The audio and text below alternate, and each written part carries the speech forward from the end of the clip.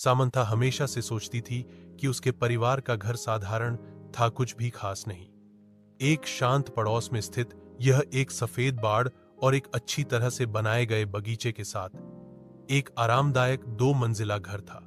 फिर भी जैसे ही वह एक दोपहर धूल भरे अटारी में घूमते हुए उसकी नजर कुछ असामान्य चीज पर पड़ी। दूर कोने में भूली हुई पेटियों के ढेर के नीचे उसने फर्श के तख्तों के नीचे छिपा हुआ एक संकीर्ण दरवाजा देखा। जिज्ञासा ने उसे इक्वड़। वह घुटनों के बल बैठी और उसे खोला। नीचे स्थित छोटा सीढ़ीदार मार्ग एक धुंधले बासी सुरंग की ओर जाता था। दीवारें पत्थर से बनी थीं और एक हल्की ठंडी हवा अंदर से फुसफुसाती हुई प्रतीत होती थी।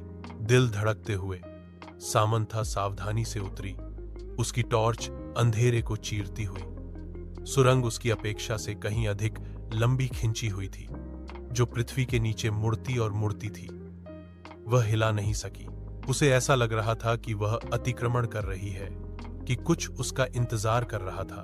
अनंत काल की तरह लगने के बाद सुरंग आखिरकार एक छिपे हुए कमरे में खुल गई। दीवारें पुरानी किताबों की अलमारियों से भरी थीं।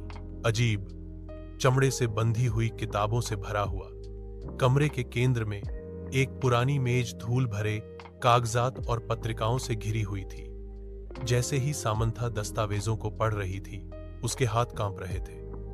रिकॉर्ड। डीएस ने वर्जित अनुष्ठानों और गुप्त समाजों की बात की। उसके परिवार का नाम बार बार उल्लेख किया गया।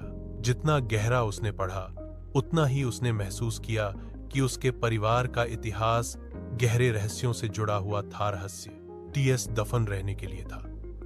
उसने कुछ ऐसा उजागर किया था जो किसी को नहीं पता होना चाहिए था, कुछ ऐसा जो पीढ़ियों से छिपा हुआ था। जैसे ही खोज का भार उस पर पड़ा, उसने सबसे हल्की आवाज सुनी। उसके पीछे से आवाज आई, एक फुसफुसाहट, धीमी और ठंडी। वह अकेली नहीं थी।